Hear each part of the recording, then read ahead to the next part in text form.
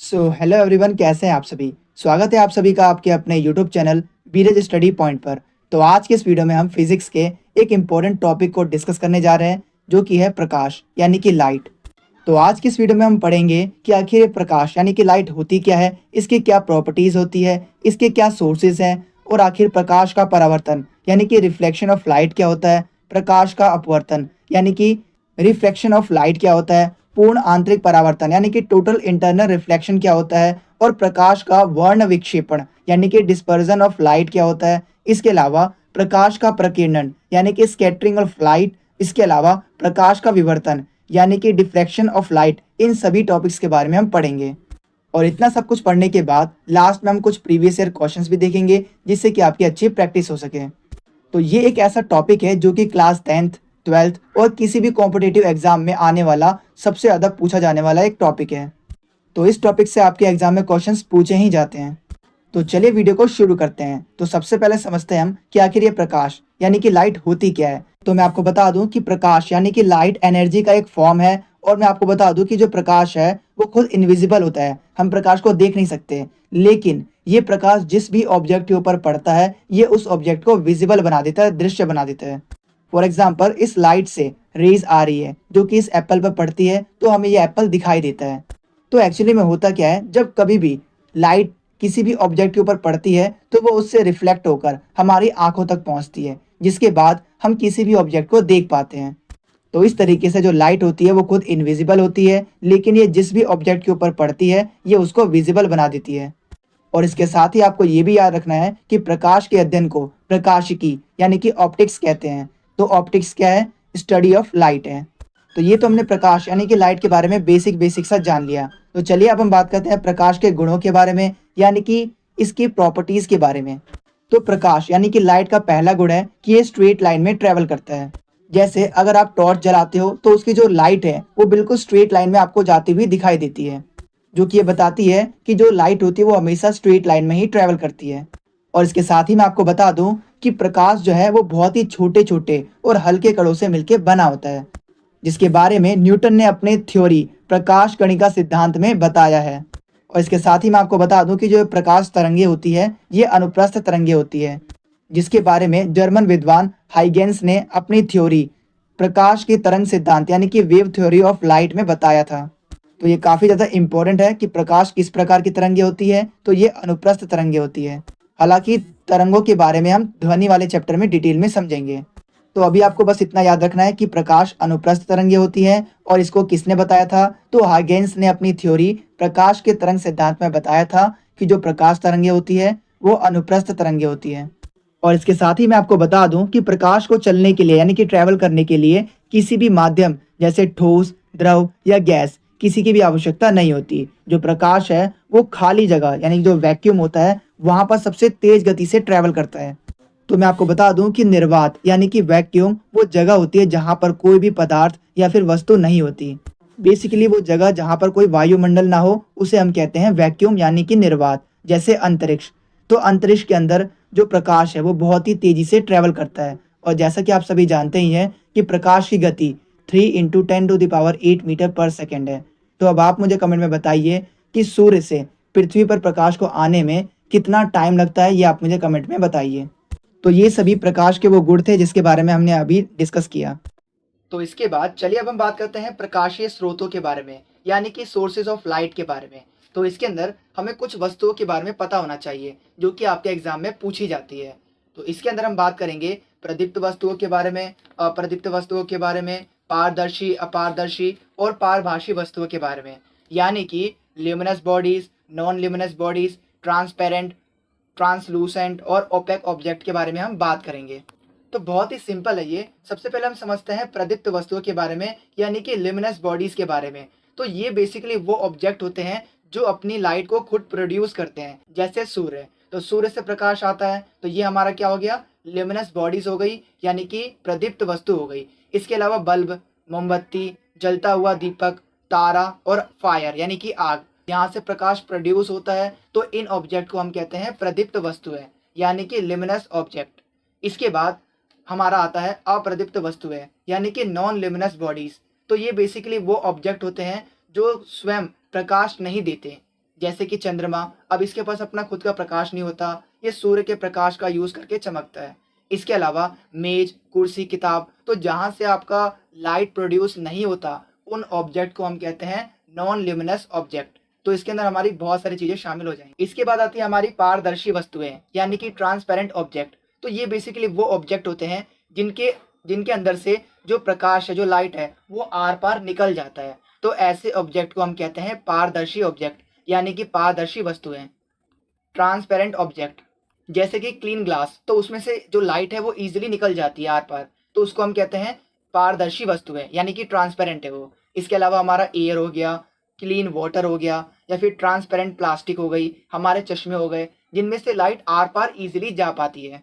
तो ऐसे ऑब्जेक्ट्स को, ऐसी वस्तुओं को हम पारदर्शी वस्तुएं यानी कि ट्रांसपेरेंट ऑब्जेक्ट कहते हैं। इसके बाद आती है हमारी अर्धपारदर्शी वस्तुएं यानी कि ट्रांसलूसेंट ऑब्जेक्ट। तो ये बेसिकली वो ऑब्जेक्ट होते हैं, वो वस्तुएं होती है जिनके अंदर से जो लाइट है वो थोड़ी बहुत निकल जाती है। जैसे धुंधला कांच, अब यहाँ से जो आर पार जो प्रकाश है, तो धुंधले कांच से जो प्रकाश है वो पूरी तरह से तो नहीं गुजर पाता, लेकिन काफी हद तक वो गुजर जाता है। ऐसे ही कलर्ड शीट या फिर तेल लगा हुआ पेपर, तो ये सब क्या होते हैं, वो ऑब्जेक्ट होते हैं जिनके अंदर से प्रकाश कुछ मात्रा में निकल जाता है। इसके बाद आती है हमारी अपारदर्शी वस्तुएं यानी कि ओपेक ऑब्जेक्ट। तो ये बेसिकली वो ऑब्जेक्ट यानी कि वो वस्तुएं होती है जिनके अंदर से प्रकाश बिल्कुल भी नहीं जा पाता। जैसे पत्थर हो गया, ईंट हो गया, तो इनके आर पार जो प्रकाश है वो ट्रेवल नहीं कर सकता, नहीं जा सकता दूसरे पार। तो ऐसे ऑब्जेक्ट को हम अपारदर्शी वस्तुएं यानी कि ओपेक ऑब्जेक्ट कहते हैं। तो इसके बाद चलिए अब हम बात करते हैं प्रकाश के परावर्तन के बारे में यानी कि रिफ्लेक्शन ऑफ लाइट के बारे में, जो कि काफी ज्यादा इंपॉर्टेंट है। तो देखिए, प्रकाश का परावर्तन यानी कि रिफ्लेक्शन ऑफ लाइट बहुत ही सिंपल है। इसका मतलब होता है कि जब भी लाइट किसी भी सरफेस से टकराती है, तो टकराकर उसी माध्यम में जब वो लौट जाती है, तो इसी को हम कहते हैं प्रकाश का परावर्तन यानी कि रिफ्लेक्शन ऑफ लाइट। तो जैसा कि आप इस पिक्चर में देख सकते हो, यहाँ पर ये जो लाइट है वो आ रही है, उसके बाद ये एक सरफेस से टकराई और फिर लौट गई। तो ये जो आती हुई प्रकाश किरण है, इसको हम कहते हैं आपतित किरण यानी कि इंसिडेंट रे। और उसके बाद जब ये सरफेस से टकराकर लौट जाती है उसी मीडियम के अंदर, तो ये जो लौटती हुई प्रकाश किरण है, इसको हम कहते हैं परावर्तित किरण यानी कि रिफ्लेक्टेड रे। और इसके साथ ही यहाँ पर आप इन दोनों ही रेस के बीच में ये जो आप इमेजिनरी लाइन देख रहे हो, इसे कहते हैं अभिलंब यानी कि नॉर्मल। और इसके साथ ही आपको ये भी ध्यान में रखना है कि ये जो आपतित किरण है यानी कि इंसिडेंट रे है और ये जो अभिलंब है, इन दोनों के बीच में ये जो एंगल बन रहा है, इस एंगल को हम कहते हैं आपतन कोण यानी कि एंगल ऑफ इंसिडेंट, जिसको एंगल आई से डिनोट किया जाता है। और इसी तरीके से जब ये प्रकाश किरण टकराकर लौट जाती है, तो परावर्तित किरण और अभिलंब के बीच में जो एंगल बना है, इसको हम कहते हैं एंगल ऑफ रिफ्लेक्शन यानी कि परावर्तन कोण, जिसे एंगल आर से डिनोट किया जाता है। तो अगर आपको मेरी ये बातें समझ में आ गई, तो अब आपको प्रकाश के परावर्तन के जो दो नियम हैं वो आपको इजीली समझ में आ जाएंगे। तो प्रकाश के परावर्तन के दो नियम हैं। तो पहला नियम ये कहता है कि जो आपतित किरण है यानी कि इंसिडेंट रे है, और जो परावर्तित किरण है और जो अभिलंब है, ये तीनों के तीनों एक ही सरफेस पे होते हैं, एक ही तल के अंदर होते हैं। ये पहला नियम है। दूसरा नियम है कि जो आपतन कोण है यानी कि एंगल ऑफ इंसिडेंट है, और जो परावर्तन कोण है यानी कि एंगल ऑफ रिफ्लेक्शन है, ये दोनों ही एंगल्स इक्वल होते हैं, यानी कि जितना एंगल आई होगा उतना ही एंगल आर होगा। तो यही है प्रकाश के परावर्तन के दो नियम। तो प्रकाश के परावर्तन के ऊपर कई बार आपके एग्जाम में न्यूमेरिकल क्वेश्चंस भी बनते हैं। तो जैसा कि आप स्क्रीन पर देख पा रहे हो, कुछ इस तरीके से आपके एग्जाम में क्वेश्चंस पूछे जाते हैं। तो इसके अंदर हमसे पूछा गया है कि 30 डिग्री के एंगल पर एक किरण आपतित होती है, यानी कि एक किरण आती है, और उसके बाद वो सरफेस से टकराने के बाद हमें बताना है कि जो परावर्तन कोण है वो क्या होगा। और इसके साथ ही हमें ये भी बताना है कि आपतित किरण और परावर्तित किरण यानी कि एंगल ऑफ इंसिडेंट और एंगल ऑफ रिफ्लेक्शन के बीच में कितने डिग्री का कोण बनेगा, ये भी हमें बताना है। तो देखिए, अगर 30 डिग्री का आपतन कोण यानी कि एंगल ऑफ इंसिडेंट हमें दे रखा है, तो उतना ही होगा हमारा रिफ्लेक्टिव एंगल।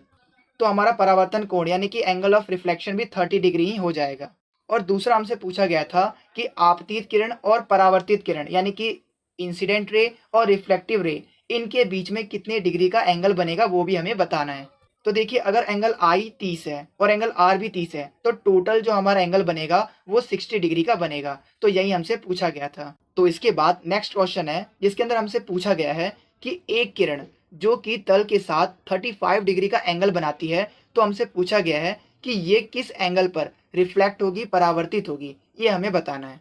तो देखिए, अगर सरफेस के साथ 35 डिग्री का एंगल बन रहा है तो हमारा अभिलंब से लेकर सरफेस तक टोटल होता है 90 डिग्री। तो हम यहाँ से एंगल आई निकाल सकते हैं जो कि होगा 90 माइनस 35। तो हमारा एंगल आई आ जाएगा 55 डिग्री। अब क्योंकि हम जानते हैं कि जो एंगल आई है वो एंगल आर के इक्वल होता है, तो जितना एंगल आई होगा उतना ही एंगल आर भी होगा। तो हमें परावर्तित कोण बताना है, यानी कि एंगल ऑफ रिफ्लेक्शन बताना है, तो वो भी हो जाएगा 55 डिग्री। तो इस तरीके से बहुत ही सिंपल क्वेश्चंस आपके एग्जाम में पूछे जाते हैं। तो प्रकाश की परावर्तन यानी कि रिफ्लेक्शन ऑफ लाइट को समझने के बाद चलिए अब हम बढ़ते हैं आगे। तो अब हम बात करते हैं प्रकाश के अपवर्तन के बारे में, यानी कि रिफ्रैक्शन ऑफ लाइट के बारे में। देखिए, प्रकाश के परावर्तन के अंदर जब लाइट आती है तो वह सरफेस से टकराने के बाद उसी मीडियम में रिफ्लेक्ट हो जाती है, परावर्तित हो जाती है। लेकिन प्रकाश के अपवर्तन के अंदर यानी कि रिफ्रैक्शन ऑफ लाइट के अंदर जो प्रकाश आएगी वो एक मीडियम से आएगी, उसके बाद वो दूसरे मीडियम में चली जाएगी। तो यहाँ पर एक मीडियम से दूसरे मीडियम में वो ट्रेवल करेगी, लेकिन रिफ्लेक्शन ऑफ लाइट के अंदर वो एक ही मीडियम में वापस लौट जाती है। तो ये आपको ध्यान में रखना, ये दोनों में अंतर होता है।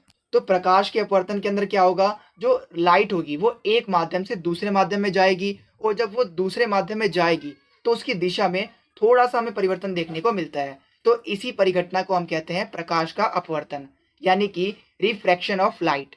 देखिए, मैं आपको बता दूं कि 3 तरह के माध्यम होते हैं, ठोस, द्रव और गैस। देखिए, ठोस के अंदर जो पार्टिकल्स होते हैं वो बहुत ज़्यादा एक दूसरे के करीब होते हैं, यानी कि वो सघन होते हैं, डेंस होते हैं। लेकिन जो द्रव होता है उसके अंदर जो पार्टिकल्स होते हैं वो थोड़े बहुत दूर दूर होते हैं। लेकिन अगर हम गैस की बात करते हैं, जैसे हवा की बात करते हैं, तो इसके जो पार्टिकल्स होते हैं वो काफ़ी दूर दूर होते हैं। तो गैस की जो सघनता होती है वो बहुत ही ज़्यादा कम होती है, वो ज़्यादा डेंस नहीं होते हैं। तो इसी तरीके से जब लाइट एक मीडियम से दूसरे मीडियम में ट्रैवल करता है तो ट्रैवल करते टाइम जब वो ट्रैवल करता है तो जब वो एक मीडियम से दूसरे मीडियम में ट्रैवल करता है तो उसकी दिशा में थोड़ा बहुत परिवर्तन हो जाता है, और इसी परिघटना को हम कहते हैं प्रकाश का अपवर्तन। और ये क्यों होता है, क्योंकि एक माध्यम से दूसरे माध्यम में जब वो प्रवेश करता है तो दोनों माध्यम के जो डेंसिटी होती है वो अलग अलग होती है, जिसकी वजह से ये थोड़ा बहुत अपनी दिशा को बदल लेता है। इसीलिए जब माध्यम बदलता है तो प्रकाश की चाल और तरंग दैर्घ्यता दोनों ही बदलती रहती है, लेकिन प्रकाश की जो आवृत्ति होती है, फ्रीक्वेंसी होती है, वो कभी नहीं बदलती।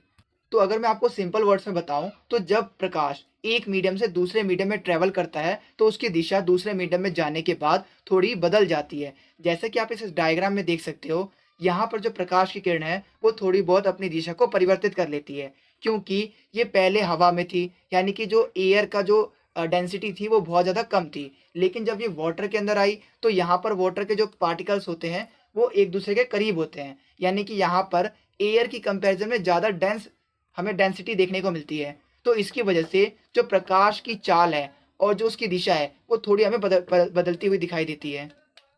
तो अब इसी को लेकर अपवर्तन के 2 नियम बनाए गए हैं। तो प्रकाश के अपवर्तन यानी कि रिफ्रैक्शन ऑफ लाइट के बेसिकली 2 नियम है, यानी कि 2 लॉज है। इसको आप बेसिकली 2 सिचुएशन भी बोल सकते हो। तो पहली सिचुएशन क्या होगी, जिसमें प्रकाश विरल माध्यम से सघन माध्यम की ओर आएगा। तो जब प्रकाश विरल माध्यम से सघन माध्यम की ओर आएगा तो प्रकाश की किरण जैसे ही विरल माध्यम में एंटर करेगी तो वो थोड़ा सा अभिलंब की ओर झुक जाएगी। तो जैसा कि आप इस डायग्राम में देख सकते हो, जो प्रकाश है वो हवा से पानी के अंदर एंटर हो रही है। तो जब ये विरल माध्यम से सघन माध्यम में आती है तो इसकी जो डायरेक्शन है वो थोड़ी सी अभिलंब की ओर झुक जाती है। तो यही इसका पहला नियम है, जिसमें प्रकाश किरण जब भी विरल माध्यम से सघन माध्यम में एंटर करती है तो जो प्रकाश किरण की दिशा होती है वो अभिलंब की ओर आ जाती है। इसका दूसरा नियम है सघन से विरल माध्यम की ओर। तो मैं आपको बता दूं कि इसके अंदर क्या होता है, जब प्रकाश यानी कि लाइट सघन माध्यम से विरल माध्यम में एंटर करती है तो ये अभिलंब से दूर हो जाती है। तो यहाँ पर भी आप इस डायग्राम में देख सकते हो, जो प्रकाश किरण है पानी से वायु की ओर जा रही है, यानी कि एक सघन माध्यम से विरल माध्यम की ओर जा रही है। तो इसकी जो दिशा होगी वो अभिलंब से थोड़ी दूर हो जाएगी जब ये दूसरे मीडियम में यानी कि दूसरे माध्यम में एंटर करेगी। तो यही प्रकाश के अपवर्तन यानी कि रिफ्रैक्शन ऑफ लाइट के 2 लॉज हैं, 2 नियम हैं। तो बहुत ही आसान नियम है एंड आई होप आपको समझ में आ गए होंगे। तो इसके बाद चलिए अब हम बात करते हैं प्रकाश के अपवर्तन के कुछ उदाहरणों के बारे में जो कि आपके एग्जाम में पूछे जाते हैं। तो इसका पहला एग्जाम्पल है, पानी में रखा हुआ सिक्का ऊपर उठा हुआ दिखाई देता है। तो ये किसकी वजह से होता है, प्रकाश के अपवर्तन की वजह से ये होता है। इसका दूसरा एग्जाम्पल है पानी में रखी हुई जो पेंसिल है वो हमें थोड़ी बहुत टेढ़ी दिखाई देती है। तो ये किसका एग्जाम्पल है? प्रकाश के अपवर्तन का एग्जाम्पल है। तो ये सारे के सारे एग्जाम्पल आपके एग्जाम में डायरेक्टली ही पूछे जाते हैं।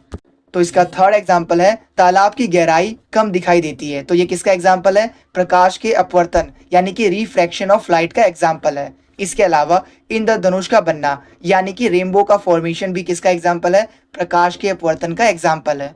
क्योंकि जब इंद्रधनुष बनता है तो उस टाइम पे जो बारिश की बूंदें होती है उसके अंदर अपवर्तन, परावर्तन और वर्ण विक्षेपण ये लगातार होते रहते हैं, जिसकी वजह से इंद्रधनुष यानी कि रेनबो बनता है। इसके अलावा तारों का टिमटिमाना भी ये प्रकाश के अपवर्तन की वजह से होता है। तो ये सभी वो एग्जाम्पल है प्रकाश के अपवर्तन के। तो आपको ये सारे के सारे एग्जाम्पल याद रखने हैं क्योंकि ये डायरेक्टली आपके एग्जाम में पूछे जाते हैं। तो इसके बाद चलिए हम बढ़ते हैं अपने अगले टॉपिक की ओर। तो हमारा अगला टॉपिक है प्रकाश का पूर्ण आंतरिक परावर्तन यानी कि total internal reflection of light. तो अगर मैं आपको इसको सिंपल वर्ड्स में समझाऊं तो इसका मतलब सिंपली ये है कि यहाँ पर जो प्रकाश किरण होगी वो एक ही माध्यम के अंदर लगातार रिफ्लेक्ट करती रहेगी, जिसकी वजह से वो चमकती हुई प्रतीत होती है, दिखाई देती है। तो इसी को हम कहते हैं लाइट का टोटल इंटरनल रिफ्लेक्शन, यानी कि लाइट जो है उसी मीडियम के अंदर लगातार रिफ्लेक्ट होते रहेगी। तो लगातार जब वो रिफ्लेक्ट होते रहेगी टकरा टकरा के, तो ऐसे में वो हमें चमकती हुई प्रतीत होती है। तो इसका एग्जाम्पल होगा हीरे का चमकना, क्योंकि हीरे के अंदर प्रकाश का लगातार आंतरिक परावर्तन होता रहता है, यानी कि जो लाइट होती है वो लगातार इंटरनली रिफ्लेक्ट करते रहती है, जिसकी वजह से हमें जो हीरा है वो चमकता हुआ प्रतीत होता है।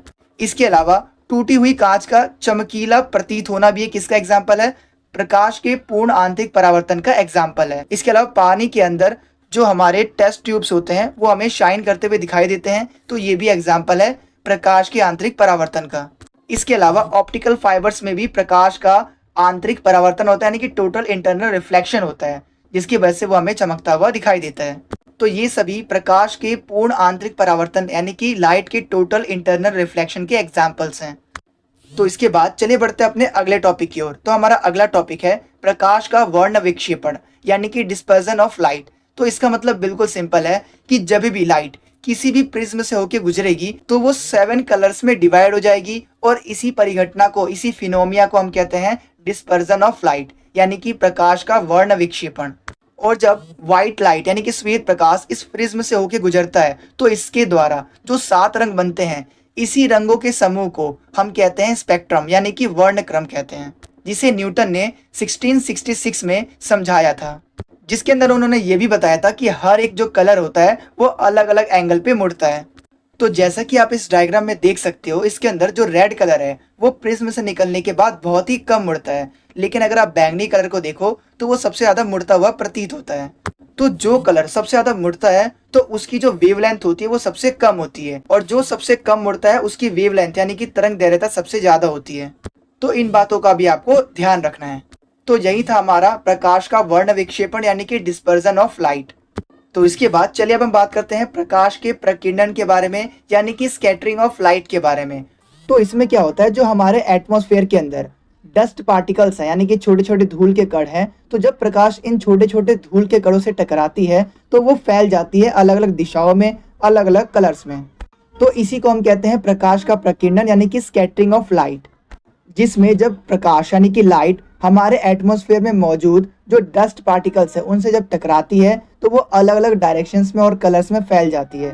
तो इसी को हम कहते हैं प्रकाश का प्रकीर्णन यानी कि स्कैटरिंग ऑफ लाइट। तो इसका बेस्ट एग्जांपल है हमारे आसमान का नीला कलर।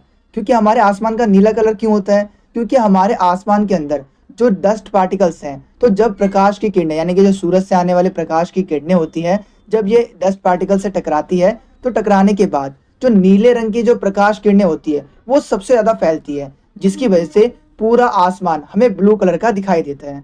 और इसी तरीके से जो समुद्र का रंग है वो हमें नीला क्यों दिखाई देता है? क्योंकि समुद्र के अंदर जो डस्ट पार्टिकल्स हैं, जो पानी के अलावा जो छोटे छोटे मौजूद कण हैं, तो जब प्रकाश इनके ऊपर पड़ती है तो इसके अंदर प्रकाश का जो नीला कलर है वो सबसे ज्यादा प्रकीर्णित होता है, स्कैटरिंग होता है, जिसकी वजह से हमें पूरा का पूरा जो समुद्र है वो नीले रंग का दिखाई देता है।